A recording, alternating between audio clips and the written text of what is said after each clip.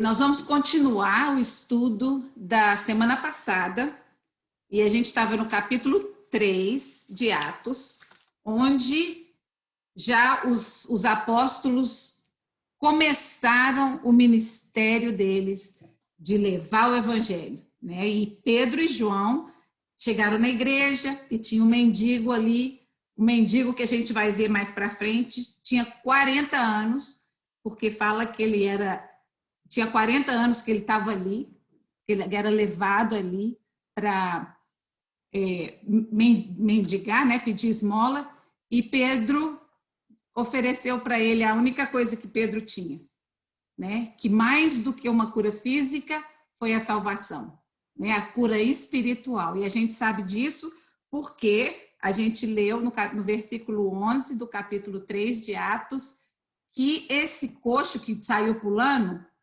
se agarrou em Pedro e João e ia com eles para onde eles iam, né? E eu queria pedir para a gente ler de novo, vamos só, Ana Pires, você está aqui na minha telinha primeira, lê para mim,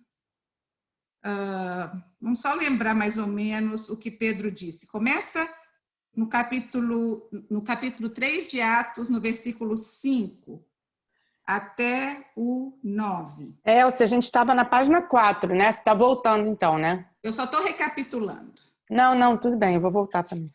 Começa no 5, começando no 5 até? Isso, começa no 5. Tá.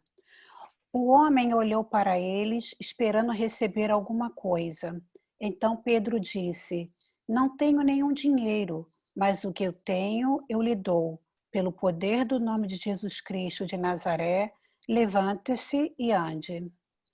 Em seguida, Pedro pegou a mão direita do homem e o ajudou a se levantar. No mesmo instante, os pés e os tornozelos dele ficaram firmes. Então ele deu um pulo, ficou de pé e começou a andar. Depois entrou no pátio do templo com eles, andando, pulando e agradecendo a Deus. Toda a multidão viu o homem pulando e louvando a Deus. Quando perceberam que aquele era o mendigo que ficava sentado perto do portão formoso do templo, ficaram admirados e espantados com o que havia acontecido. Continua? Então, obrigada, Ana. Então, aqui foi o momento, né, que Pedro e João, não creio que é o primeiro milagre, porque quando Jesus estava com eles, teve um momento que Jesus mandou eles sozinhos, né, como se fosse assim uma prática, né? E eles voltaram todos falando: é impressionante, né? A gente está, os enfermos são curados, os demônios estão saindo quando a gente manda. Então, assim, eles já tinham tido uma experiência dessa, mas Jesus estava com eles, né? Então, eles não junto naquele momento, mas a presença de Jesus estava ali. Eles voltaram para contar para Jesus o que acontecia.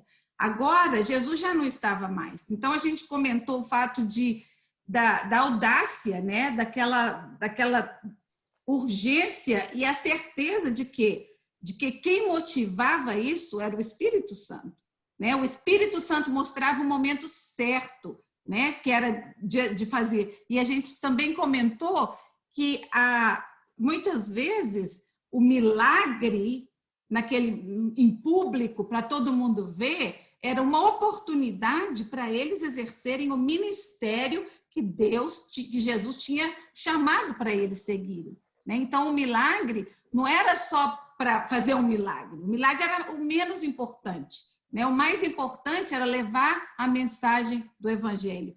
Então agora a gente vai continuar então. Depois aqui no versículo 11 foi onde que a gente viu que, apegando-se o mendigo a Pedro e a João, todo o povo ficou maravilhado e correu até eles, ao lugar chamado Pórtico de Salomão. Vendo isso, Pedro lhes disse, eu não quero ler isso não, porque senão eu fico com a boca seca muito tempo. Ana Chamon, você é a segunda aqui, você lê para mim de 12 até 16. Agora nós vamos pegar onde a gente deixou. Eu não posso falar a página, Moniquinha, porque a minha página eu imprimo com a letrona desse tamanho, então minhas páginas estão com número diferente. Mas Não, é a 4. 3, de 13 a 16. Exato.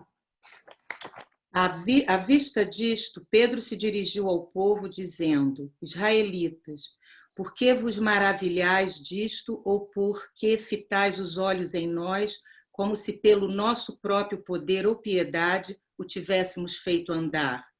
O Deus de Abraão, de Isaque e de Jacó, o Deus de nossos pais, glorificou a seu servo Jesus, a quem vós traístes e negastes perante Pilatos, quando este havia decidido soltá-lo. Vós, porém, negastes o santo e o justo, e pedistes que vos concedessem um homicida. Dessarte, matastes o autor da vida, a quem Deus ressuscitou dentre os mortos, do que nós somos testemunhas.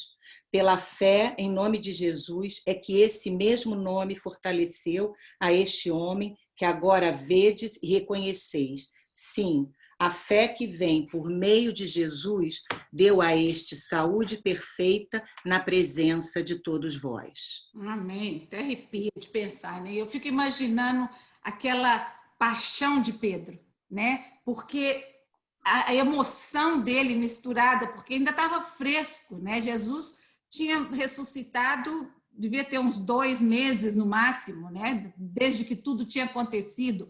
Então, estava fresco na mente deles. E ele queria que os judeus, que os israelitas entendessem, né, que a razão pela qual Jesus tinha feito tudo isso era por amor, né? E que não importava se eles tivessem crucificado a Jesus. Até ele fala que Pilatos já tinha decidido soltar Jesus e vocês condenaram, soltando um criminoso, né? Então, Pedro estava com aquela emoção, né? E o que movia Pedro era o amor pelas almas. Esse é o maior objetivo do cristão, é levar o evangelho às almas perdidas, às pessoas que não conhecem o evangelho. É isso que a gente quer, que eles tenham um relacionamento com Jesus, né? E Pedro dizia: vocês mataram sim a Jesus, mas esse era o plano de Deus.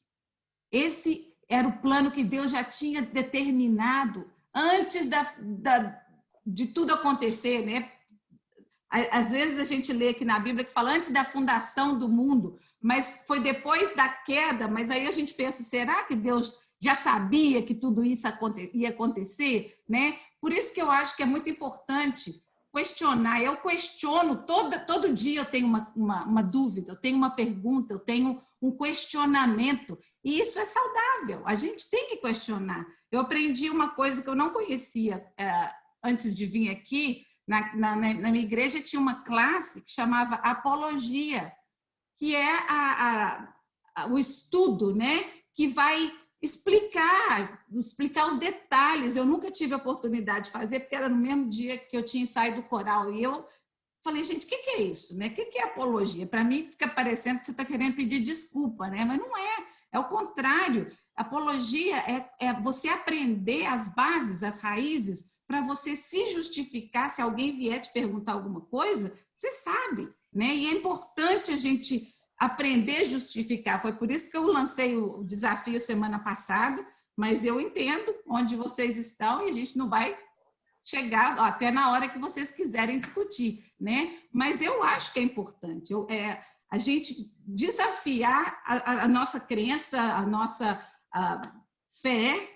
É importante desafiar a nossa fé, porque aí a gente vai saber se tem fundamento, né? Se permanecer em pé, porque é isso mesmo, é verdade, né? Então a gente vê que os judeus ficaram impressionados, né? Seguramente eles já tinham visto Jesus pelos caminhos, já tinham cruzado com eles, já tinham visto Jesus fazendo milagres, mas também sabiam que Jesus tinha morrido, né? Alguns viram Jesus ressuscitado, não todos, muitos viram, mas provavelmente a notícia correu, né, que Jesus tinha ressuscitado, né? Mas nem todos viram. Então aqui Pedro e João estavam aproveitando o momento de uma cura para levar o evangelho. Então, ele foi muito claro, ele disse, aqui no versículo 15, vocês mataram o autor da vida, mas Deus o ressuscitou dos mortos, e nós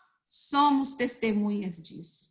Ninguém tem mais autoridade para falar de uma coisa do que alguém que tem experiência, que viu, né? Eu acho que na vida, quando a gente passa por uma dificuldade, ou uma doença, ou um problema com o filho, a gente tem muito mais empatia de escutar ou entender alguém que está passando por aquela dificuldade. E mesmo a pessoa que está passando vai se identificar mais com a gente, porque às vezes uma pessoa que você está conversando, está te contando uma coisa, a gente não tem aquela mesma ideia, né? Aqui eles falaram, eu vi, eu estava lá, eu vi, ele ressuscitou, ele está vivo, né? E ele é o autor da vida. Foi ele que curou esse homem, não fui eu. Eu estou simplesmente cumprindo a missão que ele me mandou. Né? Que lindo isso, né? Foi o poder do nome de Jesus que deu forças a esse homem. Tem umas traduções da Bíblia que eu estava lendo que fala os detalhes, né? Que deu força para as juntas se firmarem e andar. Então, assim, é lindo a gente ver que até a coisa que está completamente quebrada, Deus pode reconstruir. Né? Às vezes fica uma cicatriz e a gente, eu não sei onde que eu vi uma semana passada, falando que a cicatriz é importante, porque a cicatriz mostra que a gente teve uma experiência, né? Seja boa, seja má, aquela experiência vai ajudar a gente na vida, né? Vai ajudar na próxima vez que estiver passando por alguma dificuldade ou que alguém estiver passando por alguma dificuldade. Então, foi a fé em o nome de Jesus que curou este homem. O frango está na geladeira. Aninha, tira o seu som, por favor. Então, gente, Pedro, de maneira alguma, aceitaria ser honrado. Ele não ia aceitar que as pessoas viessem, e isso vai acontecer várias vezes, a gente vai ver durante o livro de Atos, depois com Paulo, né, que as pessoas querem colocá-lo no nível elevado, porque ele fez isso e fez aquilo, e Pedro falou, não, eu não mereço nada, toda a honra e toda a glória para Deus. Pedro queria que ficasse claro que todo o poder de realizar milagres estava no nome de Jesus e que Deus usaria a qualquer pessoa, e usa a qualquer pessoa que se coloca nas mãos dele. Não é só naquela época, Deus usa hoje ainda. Qualquer pessoa que quiser ser usada pelo Espírito Santo, que tiver comunhão com Deus, Deus pode usar. Né? E ontem eu estava no grupo da Marília e a gente estava falando sobre oração, né? E o maior milagre que eu acho que existe, né? Porque Jesus, inclusive, quando ele fez milagres, muitas vezes ele não falou veja ou seja curado, ele falou seus pecados estão perdoados. Né? E ninguém que teve um encontro com Jesus deixou de ser transformado. Então, o maior milagre é a transformação interior, é receber a Jesus e a certeza da vida eterna. Isso não tem maior milagre do que esse. Né? Não devemos manter o nosso foco no milagre. Isso é tão importante, como eu falei semana passada, às vezes a gente tem Deus como o gênio da lâmpada, né? Que a gente esfrega e faz o pedido, e nem o gênio, coitado, a gente nem lembra dele. Né? A gente tem que lembrar do doador do milagre. Né? Ele é que é o mais importante.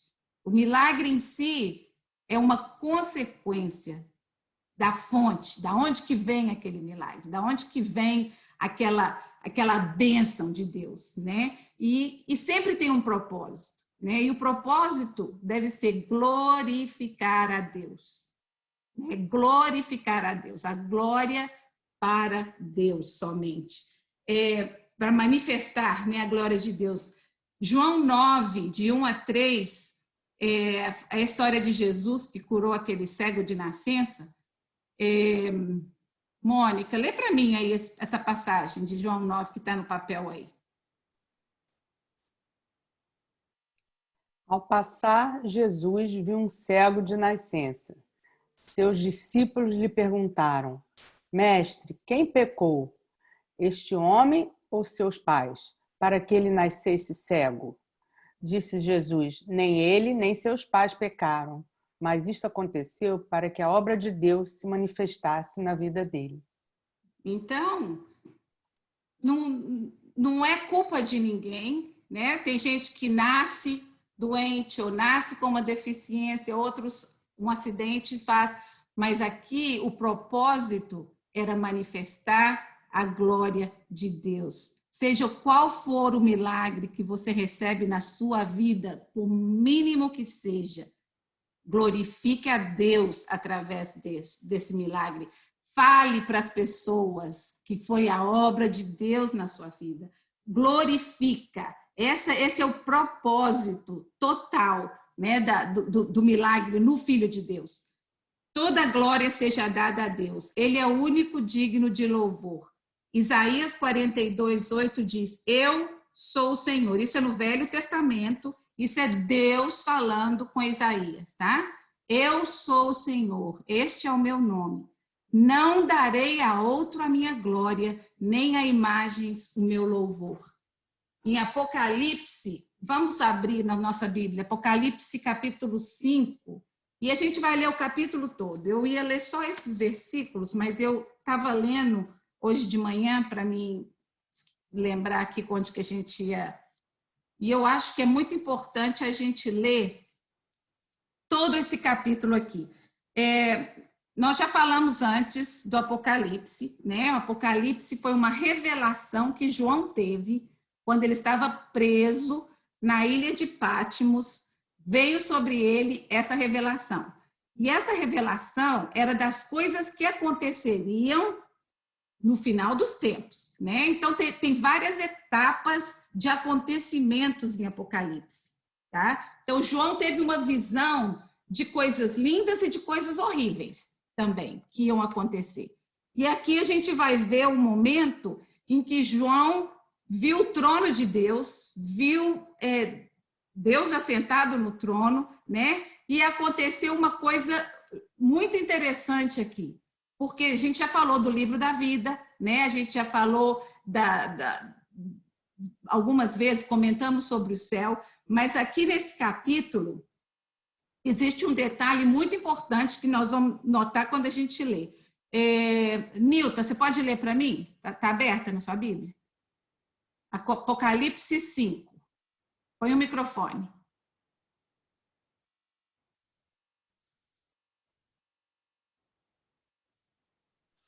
Aí. Desculpa, estava fechado. Eu vi também o Cordeiro Redentor e o livro selado.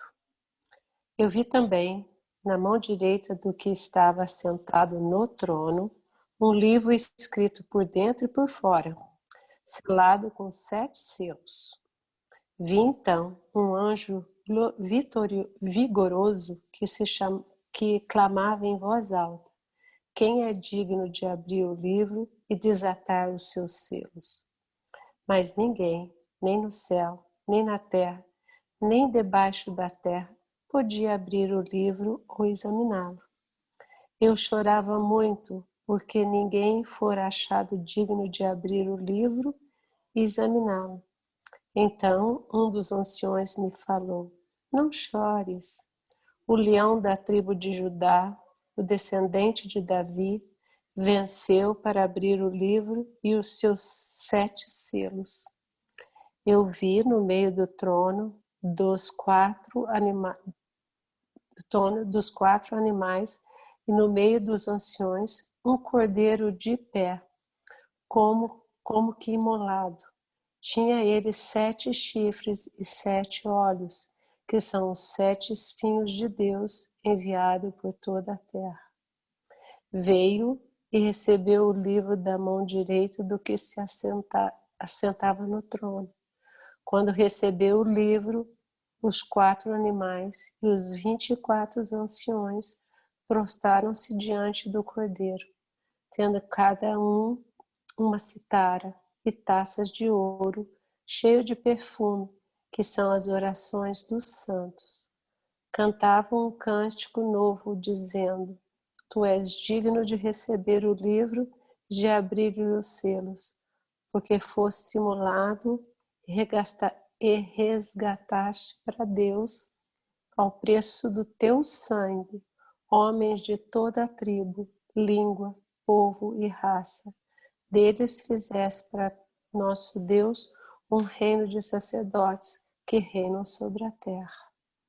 Vamos ficar até aí, tá bom. Até aí tá bom. Só para a gente ter uma ideia do evento que aconteceu. Uhum. Então, aqui nesse evento, Jesus estava diante do trono e havia esse livro e ninguém, olha só, não havia ninguém no céu, na terra ou debaixo da terra. Lembra de todo mundo que passou pela Bíblia? Moisés, Abraão, Jacó, Davi, todas essas pessoas super importantes que a gente reconhece como heróis da Bíblia. Nenhum deles foi digno nem de olhar para o livro que estava nas mãos do trono, na mão de Deus, né? Foi quando o anjo disse, um dos anciãos disse a João: não chora não, calma, o livro vai ser aberto, porque existe somente um, que é digno de abrir esse livro. Por quê? Porque ele foi morto, ele deu o seu sangue, foi o único. Então, esse cordeiro, que a Nilda acabou de ler, né? Esse cordeiro abriu o livro, ele teve autoridade, ele teve poder. E toda a honra, os versículos que vão para frente, começando no 13, né? Que viu, olha só que bonito isso aqui, gente, eu fico, me arrepia. Depois ouvi todas as criaturas existentes no céu, na terra, debaixo da terra e no mar, e tudo que neles há, que diziam: aquele que está sentado no trono e ao Cordeiro, seja o louvor e a honra e a glória e o poder para todo sempre. Séculos. Então, a ele seja o louvor, né? Então, agora a gente vai voltar lá. Então, era isso que Pedro queria. Pedro queria que essa gente entendesse que aquele Jesus que eles acabaram de matar há pouquinho, que estava fresquinho ainda, aquele Jesus tinha realizado esse milagre. E esse Jesus que tinha dado a eles uma oportunidade de se arrepender, que a gente vai ver agora. Do 17 ao 20 de Atos. Silvia Borges, você lê para mim? Foi, 17 a 20? Isso. E agora, irmãos, eu sei que o fizeste por ignorância, como também os vossos príncipes. Mas Deus assim cumpriu o que já dantes pela boca de todos os seus profetas havia anunciado, que o Cristo havia de padecer. Arrependei-vos, pois, e convertei-vos, para que sejam apagados os vossos pecados e venham assim os tempos de refrigério pela presença do Senhor. E envie ele a Jesus Cristo, que já dantes vos foi pregado. Aí, só até aí tá bom. Então, gente, Pedro falou: gente, vocês fizeram isso por ignorância, né? Vocês estavam seguindo a lei. E eu achei interessante, com esse negócio da gente, semana passada, dos livros apócrifos, né?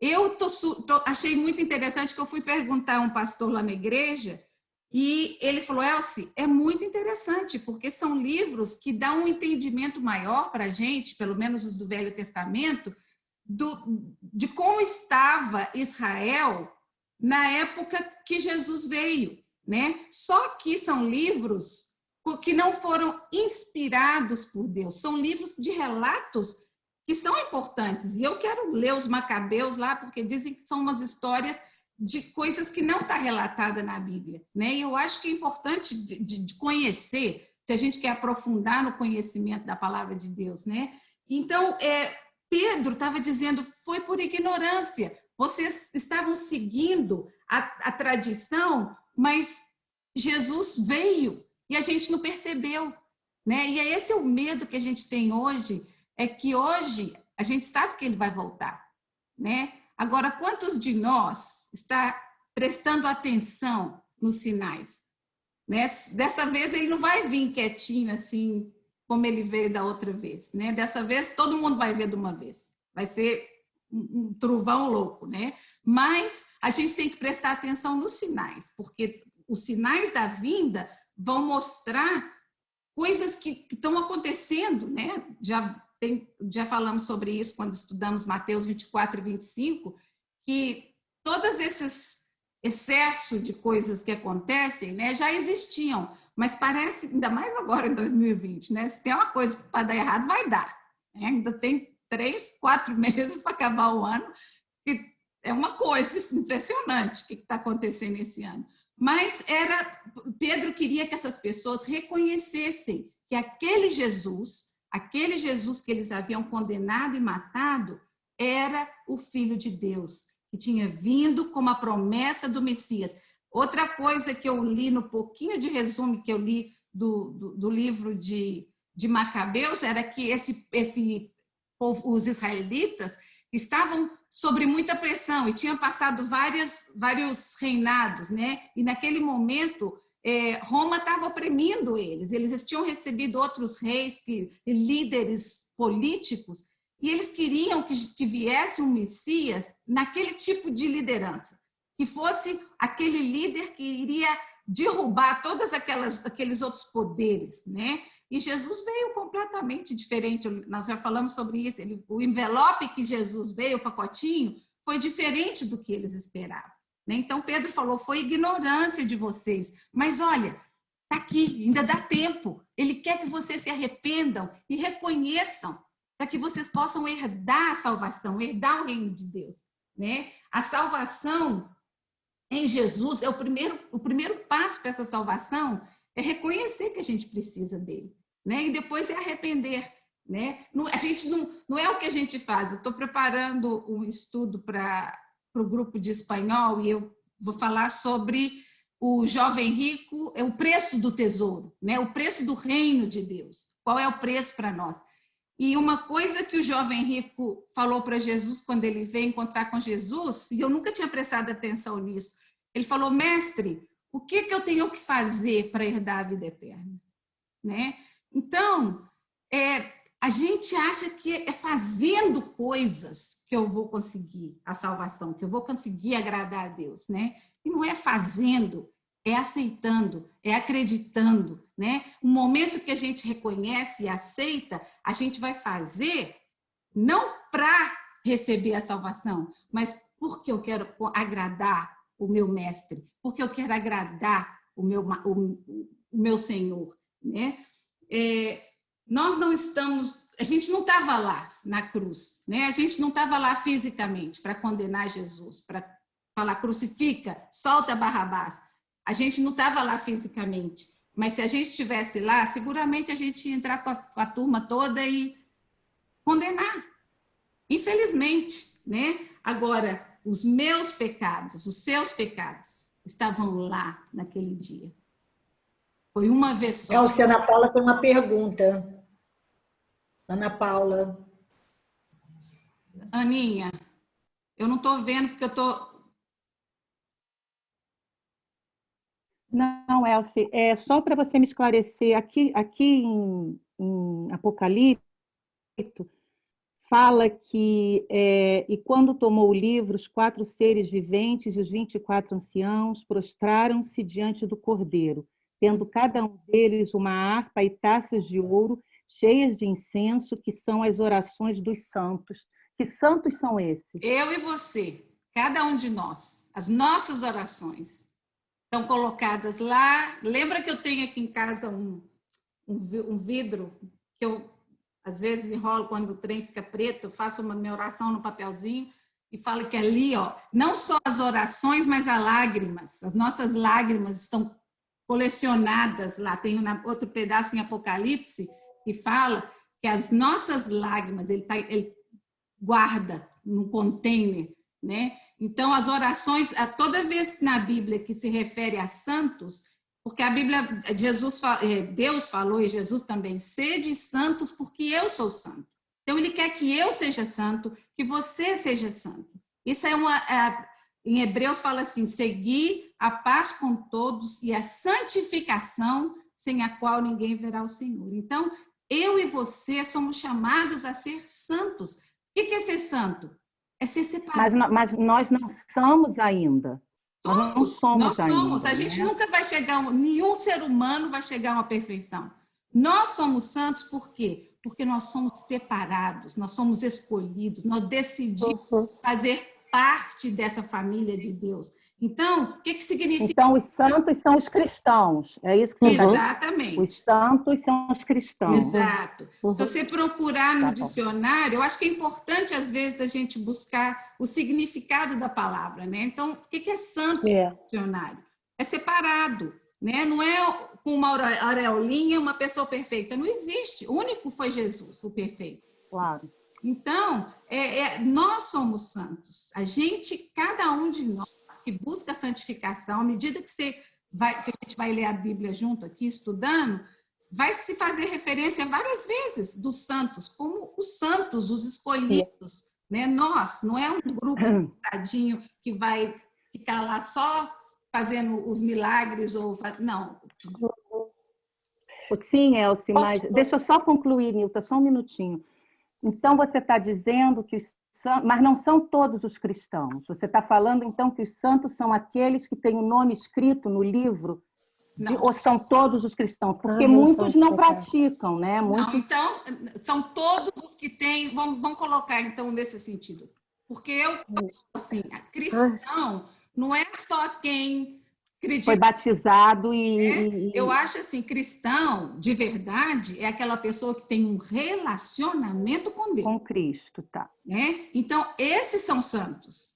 Esses são santos. Por quê? Porque eles querem, a cada dia, aperfeiçoar. Eu quero melhorar. Como eu falei semana passada, eu vejo que eu estou fazendo uma coisa. Gente, para que eu estou fazendo isso? Né? Isso não agrada a Deus. Isso não é a personalidade de um servo de Deus. Então, o santo é um servo de Deus.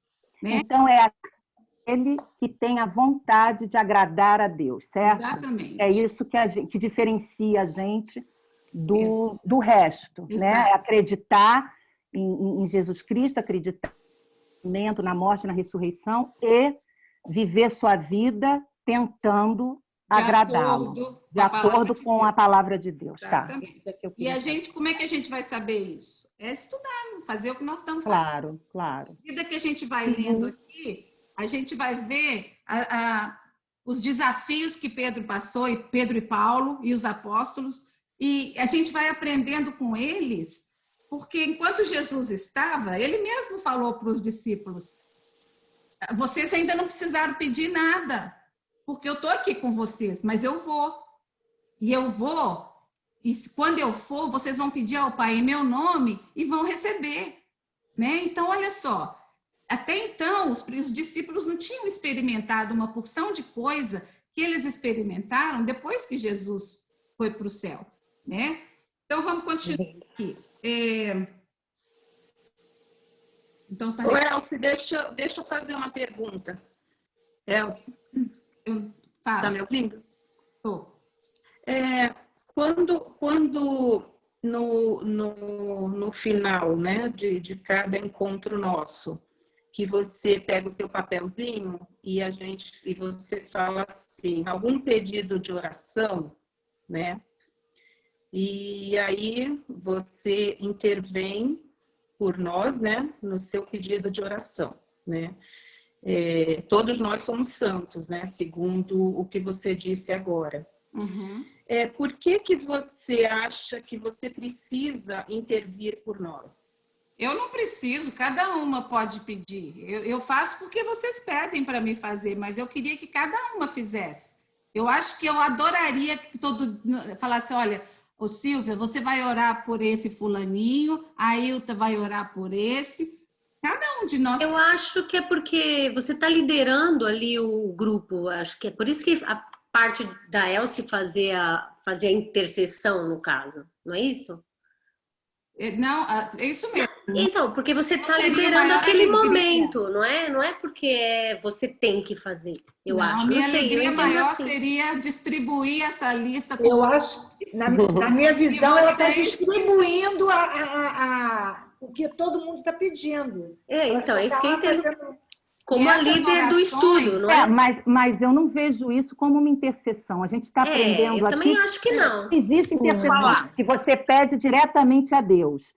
Então, a Elce não pode estar num papel de interceder. Ela apenas reuniu os nossos pedidos. Mas nós somos intercessores. Nós somos todos pedindo junto.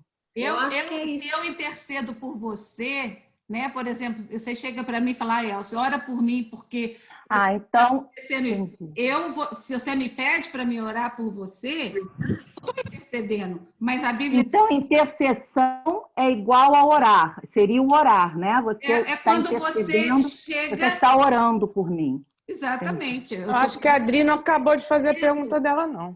Eu estou pedindo a Deus que te abençoe. É como se, por exemplo... Não, eu estou falando que eu não entendi bem o que a Adri falou. Eu acho que ela não concluiu, isso que eu quero dizer. Ela está congelada. Eu não tô Ela está congelada, mas eu acho que eu entendi perfeitamente, porque eu também Adri, você tenho tá a aí? mesma estrutura. Adri... Eu não estou falhando. Peraí, deixa a Nilton falar. Justamente. Era isso que eu queria dizer. Eu vou deixar para... Fala, Nilton. Ana Paula, é para Ana Paula. Ana Paula, quando a gente reza eu creio, a gente fala na comunhão dos santos. E quando a gente fala na comunhão dos santos, é na nossa comunhão. Um pelo outro. Lembrou disso?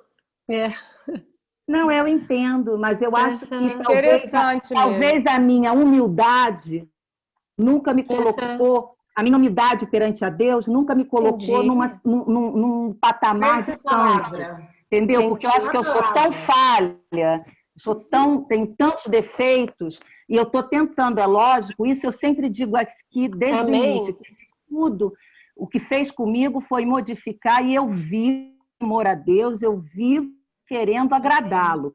Isso é desde muito tempo. Mas eu nunca me vi como uma pessoa santa, porque eu acho que ainda estou muito longe de chegar lá, entendeu? Agora essa esclarece. Não, você não chega nunca. Não, é verdade, mas você se aproxima, né, Elce? Processo de santificação. Eu acho assim, cada dia, mas a gente eu acho assim, você se aproxima de um ser, de uma pessoa que vive para agradar a Deus, entendeu? É uma pessoa que, não estou falando perfeita, não estou falando que não tem pecados, nada disso. Mas eu acho assim, o que eu era há 5 anos, 6, 7 anos atrás é diferente da pessoa que eu sou hoje. Então eu acho que essa evolução seria a santificação. Agora, ser santo mesmo, eu sinceramente acho que eu não vou ser nunca. Não existe, gente. Não existe isso. O seu relacionamento com Deus é diferente. Exatamente. Eu acho que é uma palavra que está ali representando essa necessidade de você estar cada vez mais próximo a Deus. Então, mas essa proximidade nunca vai, né? Vai estar lá, grudado. É por isso que essa é uma das coisas, quando você coloca uma pessoa, como vocês, tem os santos, né? Então, para vocês, eles são muito mais elevados que vocês, e não são. Somos todos iguais. O único mais elevado do que nós é Deus. Eu sou igual a Davi, eu sou igual a Pedro, eu sou igual a Paulo, eu sou igualzinho a eles. Eles passaram pelas mesmas dificuldades que eu passo. Passaram inclusive Jesus sendo homem, né? Ele passou pelas mesmas tentações que nós passamos. Só que ele venceu. E aí ele se entregou. E ele morreu e ressuscitou. Então, essa é a grande diferença de Jesus para nós. Então, assim, é Jesus e é todos nós. Vocês viram lá em Apocalipse que não havia no céu, na terra e nem debaixo da terra ninguém, nenhuma pessoa que pudesse tocar ou abrir aquele livro, ou até olhar para o livro. Né? Então, deixa isso amadurecer. Mas, Elce, eu entendo o que você está falando, mas eu acho que esse negócio de santo, parece que Jesus, Deus está aqui e os santos estão aqui. E não é assim. Deus está aqui e os santos estão lá embaixo. Mas é um grupo de pessoas que realmente receberam, sofreram e morreram nunca, em momento algum, duvidaram da palavra de Deus. Mas eu então, também para não. nós, eu Você sei, sabe. mas como eu peço a você para orar, eu não posso pedir a Cecília, que foi uma santa, que foi uma pessoa que sofreu a vida inteira, que teve Se ela as chagas estivesse viva aí do seu lado, claro. Mas, gente, Você não pede proteção, você às vezes não pede para ninguém da sua família? que morreu, não. Morreu, Nossa, sei lá, para que eu a minha vida inteira pequenininha pedia pela minha mãe para me proteger. Então, eu acho que... Deixa eles quietinhos lá curtindo. Pois é, mas eu acho que Vai o lá molar os principal... pobrezinhos. Pois é, mas eu acho que o principal, Elce, mas para mim foi uma diferença na minha vida, porque quando eu era pequena, a figura de Jesus e a figura da minha mãe era muito mais ligada a mim do que a de Deus. Porque Então, é natural. Então, eu criança, o fato de eu achar que ela estava lá no céu, olhando por mim, me protegendo, confortou muito o meu coração. Então, eu imagino isso. Eu não acho que eu estava pecando, não acho que estava fazendo nada errado, e nunca deixei de acreditar que todos os milagres são feitos por Deus. Isso, para mim, não é questionamento. Agora, essa intercessão que você diz quando a gente ora, que a gente fala, eu não vejo, né? São pessoas, eu não posso dizer que eu sou igual a Pedro. Não dá, Elce. Você diz assim, nós somos todos iguais, nós todos sofremos, mas o meu sofrimento, perto do sofrimento de Pedro, não é nada. Mas não tem nada a ver com o sofrimento. Tem gente que vai pela vida sem sofrer nada e alcança a salvação e recebe de Deus a mesma coisa. Mas Deus não disse, você não leu para a gente uma vez, que aquele que mais sofre aqui, mais garantido e mais perto de Deus está? Eu lembro. Isso eu vou procurar, isso eu vou pesquisar. Pode procurar. Vou pesquisar. Posso fazer uma pergunta, Elce? Pode, querida. Através da nossa fé, dependendo do tamanho da nossa fé, através de Deus, nós podemos curar qualquer pessoa? Se é o plano de Deus e você tem a fé suficiente, pode. Não pode? Pode. Em nome de Deus, você tem essa Você pode tudo, não é isso? Porque a Bíblia disse que toda autoridade foi dada a Jesus e ele passou essa autoridade para nós que cremos. Então, por isso que eu no começo eu estava contando da experiência de entregar para Deus, essa devia ser a primeira coisa que a gente faz diante de um problema. Em vez de desesperar, de ficar com medo, de chorar, de ficar ansioso, era entregar e confiar. Mas não é essa autoridade que é dada aos médicos? Hã? Não é essa autoridade que é dada aos médicos que curam, que a gente está doente, vai ao médico e ele vai te dar um remédio? Eu imagino assim, eu acho que... eu acho que, por exemplo, não me vejo curando ninguém. Não, você não, só se for em nome de Jesus. Exatamente, eu não me vejo esse instrumento. E espiritualmente, sim, com a palavra dele. Eu acho que todo mundo pode curar a alma e a tristeza, o interior de uma pessoa com a palavra de Deus. Já o físico, eu acho que você tem que ter, não sei, Elce, acho que ainda não aconteceu. É uma coisa que eu tenho interesse. Tudo depende do tamanho da sua fé. Gente, eu contei semana passada a história. Eu não estava aqui. Claro e visível a cura física dela. Uma vez, uma oração, queimou todos os nódulos dos 2 seios. Comprovado medicamente, porque o médico abriu, ficou tudo queimado. Cura física existe, continua. Agora, Deus usa os médicos. Deus deu sabedoria para eles estudar. Isso é que eu penso. Desenvolver a medicina, desenvolver remédios. Deus pode usar. Por isso que quando alguém vai fazer um exame, a gente pede, Deus, mostra alguma coisa que precisa ser curada. Mostra se tiver alguma coisa que precisa ser tratada. Né? Então, Deus dá esse poder aos médicos. Mas, às vezes, se é para a glória de Deus, com um propósito, Deus pode realizar um milagre. Eu posso perguntar. Né? Tem gente que está com o microfone aberto. É alguém que quer falar? Eu queria perguntar. Deixa eu fechar o meu. Okay. Elce, A gente percebe, por exemplo, o dom da cura, eu acho que existem pessoas que têm o dom da cura. Sim, sem dúvida. Eu acho, por exemplo, que tem essa força que já vem com essa força. Você não concorda comigo? Concordo. Não, a gente vai chegar mais para frente nas cartas de Paulo e fala que a igreja de Cristo é um corpo, tá? Com vários membros. Cada um tem uma função. Então, o olho, se o olho falar para a mão, não, eu queria ser mão, não queria ser olho, não. O trem dá tudo errado. Então, cada pessoa recebe de Deus um dom, né? Tem dom de ensinar, tem dom de fazer benevolência, de ser caridade, tem dom de curar, tem uma lista dos dons. Então, assim, eu não vou ter todos os dons, mas a gente tem que buscar com sabedoria o que Deus te deu, qual é o seu dom, como é que Deus vai te usar, né? Então, é nesse ponto que a gente vê as coisas encaixando. Por isso que existe a comunidade, por isso que existe a igreja, por isso que é tão importante, por isso que as pessoas hoje aqui estão assim, impossível fechar a igreja, porque a igreja é o corpo de Cristo, né? Não pode, a gente não pode parar de ir na igreja. Ali é um corpo que um sustenta o outro, né? Tem todas as áreas juntas. Então, nós somos um corpo, nós fazemos parte, tem o dedinho do pé é importante, uma unha é importante. Então, não importa qual parte do corpo você todos somos importantes. Todos temos um papel a cumprir e temos que fazê-lo para agradar a Deus, não é para me sair melhor. Ó, eu sou uma unha, olha que linda que eu sou, não tem nenhuma quebradinha, sou forte. Não é por mim, eu não sou nada. Né?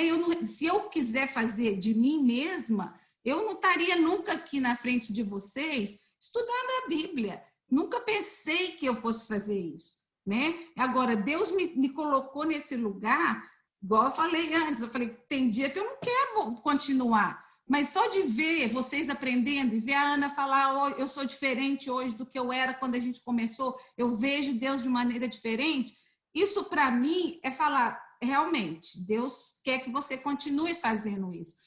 Eu não tenho nenhuma capacidade, eu tenho conhecimento um pouquinho da Bíblia, mas se o Espírito Santo não usar aquela palavra que está saindo da minha boca e não fazer ela entrar e morar dentro da gente e transformar, não adianta nada.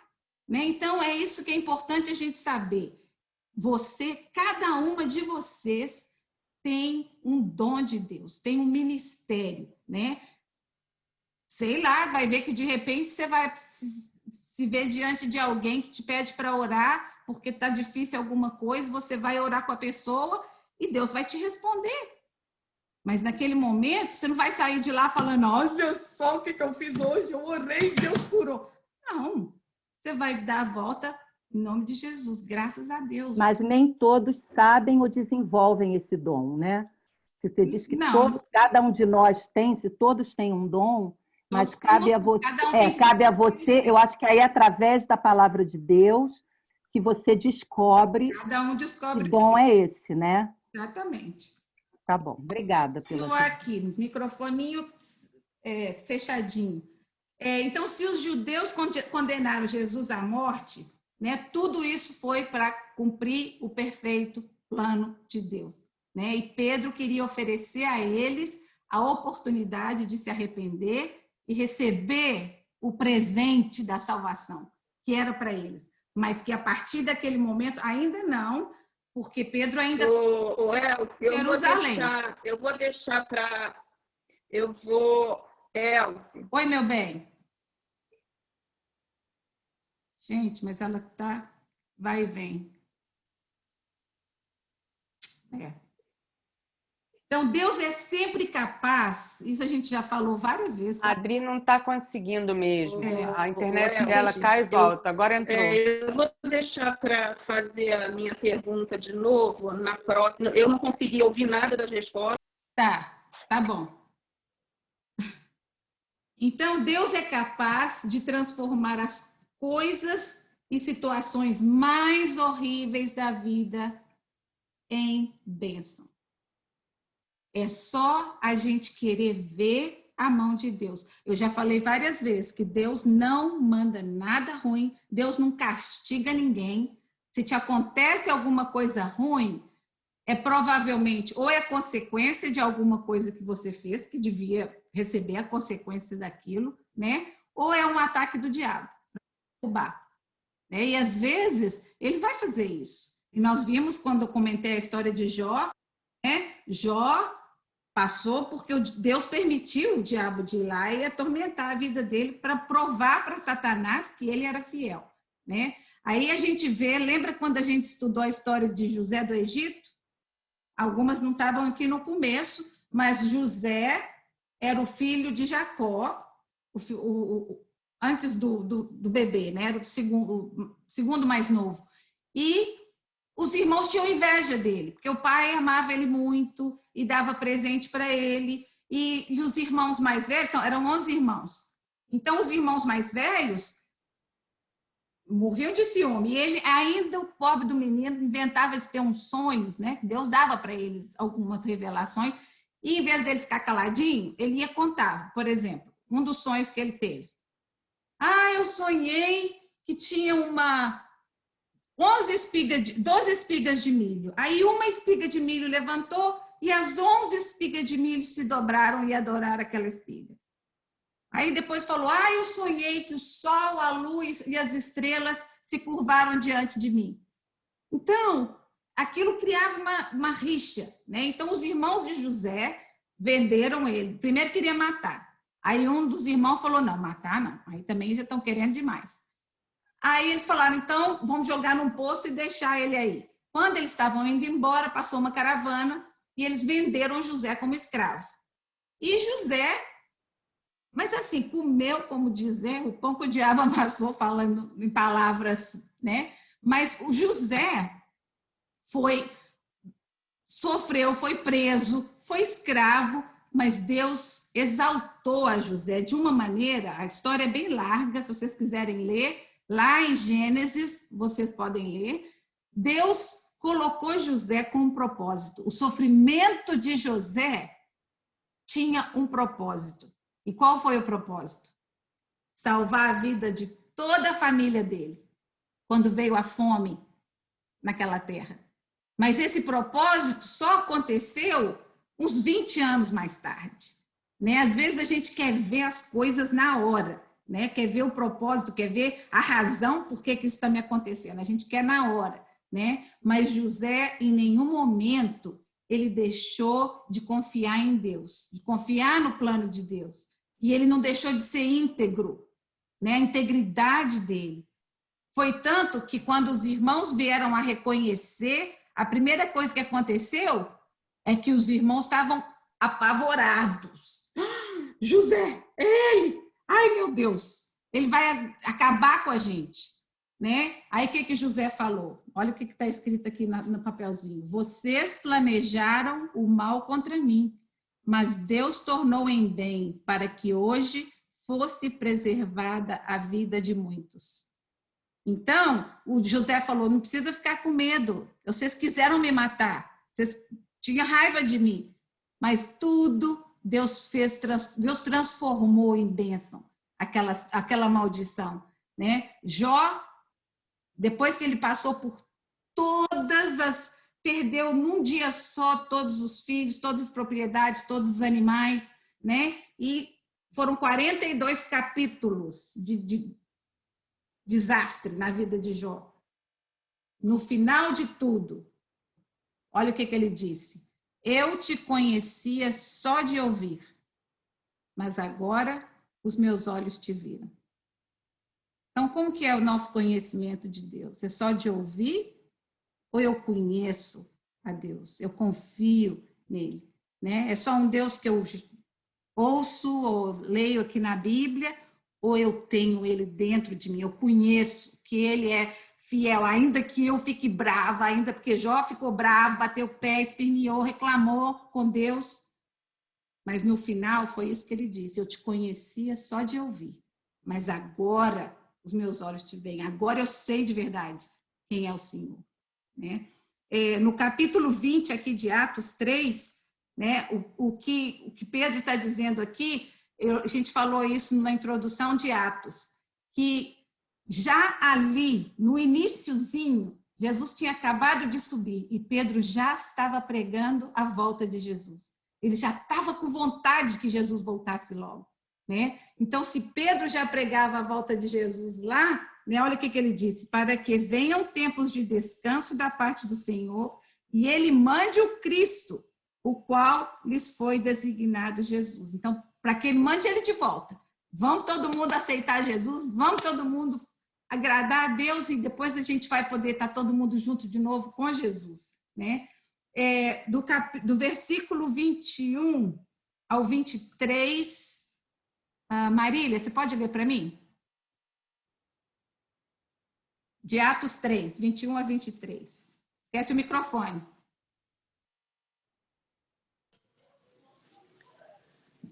21 a 23. É necessário que ele permaneça no céu até que chegue o tempo em que Deus restaurará todas as coisas, como falou há muito tempo por meio de seus santos profetas. Pois disse Moisés: o Senhor Deus lhes levantará dentre seus irmãos um profeta como eu. Ouça-no em tudo o que ele lhes disser. Quem não ouvir esse profeta será eliminado do meio do seu povo. Amém. Só isso? Só até aí. Então, aqui, gente, Pedro tinha conhecimento das Escrituras, né? E a Bíblia, a gente estudou lá em João, o Espírito Santo ia fazer ele lembrar. Para os judeus que eram tão zelosos, tão guardadores da lei, Moisés, para eles, era assim, o máximo. Então, ele falou, olha só o que Moisés falou sobre Jesus. Então, ele queria provar nas próprias Escrituras que aqueles profetas que eles acreditavam tanto e eram tão zelosos de seguir, já tinham anunciado tudo sobre Jesus, né? Olha, se vocês quiserem ir olhar depois em onde está, é em Deuteronômio, que está esse versículo que ele falou aqui de Moisés, né? Gênesis 12, aqui é Deus falando com Abraão. Olha só o que Deus falou para Abraão. Vou ler daqui do papel para mim não ter que procurar. Abençoarei os que te abençoarem e amaldiçoarei os que te amaldiçoarem. E por meio de você, Abraão, todos os povos da terra serão abençoados. Então, da linha, da genealogia de Abraão, viria Jesus, né? Outra vez ele disse, pela segunda vez o anjo do Senhor chamou do céu a Abraão e disse, juro por mim mesmo, declara o Senhor, que por ter feito o que ele fez, o que ele fez? Ele estava disposto a sacrificar o único filho.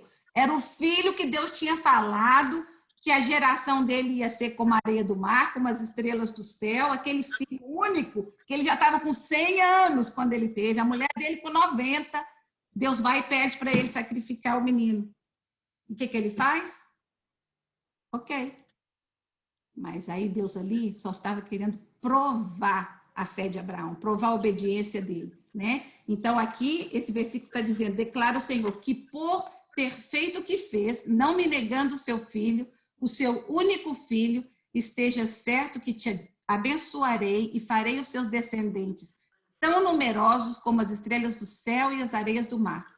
A sua descendência conquistará as cidades dos que lhes forem inimigos, e por meio dela todos os povos da terra serão abençoados, porque você me obedeceu. Será que Deus pode falar isso da gente? Eu vou abençoar a sua geração porque você está me obedecendo, né? Ele não é mais especial. É isso que a gente tem que entender. Essas pessoas da Bíblia, esses heróis da Bíblia, eles eram pessoas como eu e você, falhos, mas que tiveram o desejo, a determinação de obedecer e agradar a Deus, né? Gênesis 28 continua. E a tua semente será como o pó da terra, e estender-se-á ao ocidente e ao oriente, ao norte e ao sul. E em ti Na tua semente serão benditas todas as famílias da terra. Através de Abraão, realmente cresceu todo, porque de Isaac veio a linha dos israelitas e de Isaac, esqueci o nome do outro menino.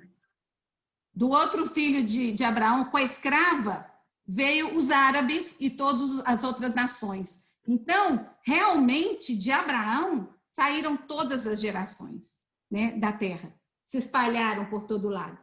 Eu quero que depois, se vocês tiverem tempo aí, né, para ler, Isaías 52, isso aqui era Pedro querendo mostrar para os israelitas que tudo o que aconteceu estava na Bíblia, estava já predito lá, né? Então, Isaías mostra o sofrimento de Jesus, o que ele teria que passar. A gente já tocou esse assunto várias vezes, né? O Salmo 22 tem algumas palavras que Jesus recitou quando estava na cruz, né? Também vale a pena olhar. Oséias, olha, eu gosto muito dessa parte, desse versículo de Oséias 6, que fala assim: venham, voltemo-nos para o Senhor. Ele nos despedaçou e nos trará cura. Ele nos feriu, mas sarará as nossas feridas. Depois de 2 dias, nos dará vida novamente. Ao terceiro dia, nos restaurará, para que vivamos em sua presença. Conheçamos e seguimos em conhecer, nos esforcemos em conhecê-lo. Tão certo como nasce o sol, ele aparecerá. Virá para nós como as chuvas de inverno, como as chuvas de primavera que regam a terra. Então, falando tanto do sofrimento, né, de Jesus, aqui tinha as profecias eram muito misturadas com a situação real de Israel, né? Porque Israel, Deus estava castigando, Deus tinha falado: se vocês não fizerem isso, isso e isso, vai acontecer isso. Então, ali Deus tinha prometido: se Israel obedecer, vai ter essa e essa bênção. Mas se vocês desobedecerem, essas são as consequências da desobediência. Então, para o povo de Israel, Deus permitiu que eles sofressem a consequência da desobediência. Como a gente fala com o filho, né? Se você não fizer, vai perder videogame, ou vai castigo, não vai nessa festa, né? Então, Deus tratou Israel assim, porque naquele tempo Deus falava direto, através do sacerdote, né? Deus falava, ou dos profetas, Deus falava direto ao povo.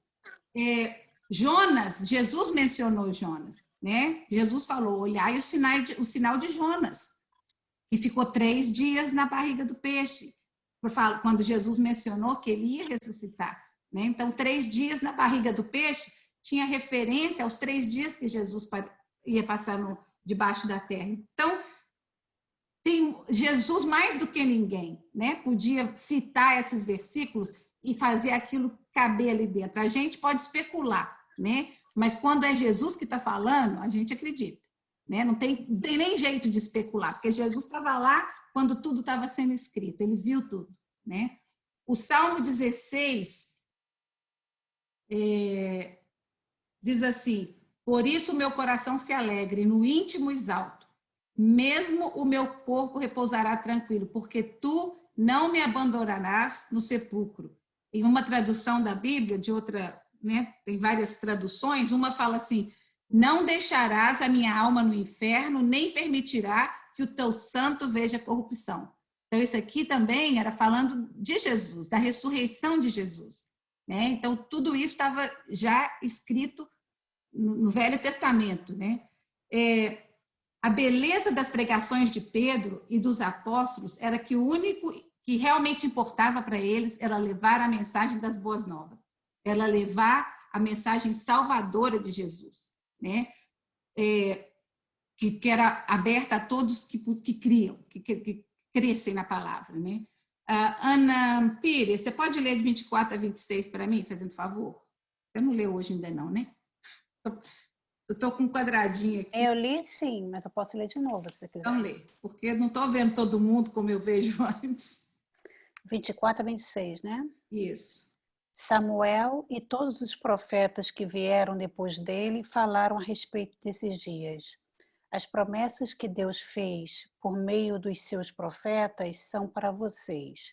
E vocês fazem parte da aliança que Deus fez com os seus antepassados, quando disse para Abraão: por meio dos seus descendentes, eu abençoarei todas as nações do mundo. Assim, Deus escolheu o seu servo e o mandou primeiro a vocês, para abençoá-los e para que cada um de vocês abandone os seus pecados. Então, já comprovando, né, que Pedro queria trazer o Velho Testamento e colocar na mão dos judeus, provando para eles. Tudo isso eles já tinham falado, né? Então, agora, arrependam-se, acreditem que ele é o Messias, que ele é o Filho de Deus, né? Pedro queria muito que eles entendessem o privilégio que eles tinham de ter vivido nesse tempo de Jesus, né? Olha só, eles estavam ali, Jesus andando entre eles, e eles perderam a oportunidade, né? A gente só tem as histórias e a presença espiritual de Jesus conosco, né? Mas eles tiveram a presença física, eles podiam segurar nele, né? E eles não valorizaram isso, né? Se eles eram, de fato, tão zelosos da religião, esse era um evento ao qual todos os profetas que eles seguiam tão religiosamente falaram a respeito, como ele disse aqui, Samuel e todos os outros que vieram depois dele. Falaram sobre Jesus. Tudo que era necessário para fazer era crer em tudo que o próprio Jesus havia dito. A maioria deles, provavelmente, em um momento ou outro, até cruzaram com Jesus pelo caminho, ou assistiram um milagre, ou sentaram ali para escutar o Sermão da Montanha, né? Mas agora eles tinham a oportunidade de arrepender, a escolha, né? Vou arrepender, vou acreditar ou não? Essa infelizmente, temos o livre-arbítrio, né? Às vezes eu acho que é infelizmente, porque que hora que eu não queria, eu não queria poder escolher, eu queria que Deus tirasse da minha cabeça tudo que não é bom e me fizesse seguir o caminho certinho, né? Sem virar para um lado ou para o outro. Mas é parte da vida, parte do crescimento, né, com ele. Graças a Jesus e a sua obediência a Deus o Pai, hoje nós também somos herdeiros da maravilhosa aliança que Deus fez com os profetas. Nós, os gentios, acho que nenhuma de nós é judeu aqui, é? Nós, os gentios, fomos agraciados com a bênção do descendente de Abraão através da sua morte e ressurreição. O único que temos que fazer é crer que Jesus é quem ele disse ser, reconhecer que somos pecadores e arrependermos e convidarmos a Jesus para fazer morada em nós. É só isso. O resto que vier é consequência dessa escolha. A escolha mais importante é crer e aceitar isso como sobrenatural, né? Deus é sobrenatural. A gente nunca vai entender Deus, a justiça de Deus, o amor de Deus, nunca vai chegar no nosso nível, porque ó, muito mais além, né? Mas a gente pode ter pedacinhos, a gente pode ter um pouquinho aqui, um pouquinho ali. Deus vai dando umas amostras do amor dele para a gente, né? Da bênção da presença dele na nossa vida. Então, que Deus abençoe cada uma de vocês essa semana e que a gente rumine. A Bíblia diz que é importante a gente ruminar, como a vaquinha, né? Pega aquela graminha e fica ali, ó. Então, vamos ruminar a palavra de Deus. É só nessa ruminação que ela se torna vida. Se a gente só escuta, igual os domingueiros, né? Vão na igreja, levam a Bíblia, aí chega e deixa até a Bíblia no carro a semana inteira, porque nunca vai abrir mesmo. Eu escutei uma coisa ontem que eu achei tão linda. Uma das moças no estudo bíblico em espanhol falou assim: o relacionamento com Deus deve ser o mesmo que a gente tem com um pai, né? Se você tem um bom relacionamento com seu pai, da maneira que você conversa com ele todo dia pelo telefone, mas domingo você vai visitar ele em casa. Não é gostoso pensar nisso? Né? A gente conversa com ele todo dia, toda hora que você quiser. É só chamar que ele está ali. E domingo você vai visitar ele na casa dele, na igreja. Né? Então, que o nosso relacionamento com Deus cresça a cada dia. Exato assim, mas quando a gente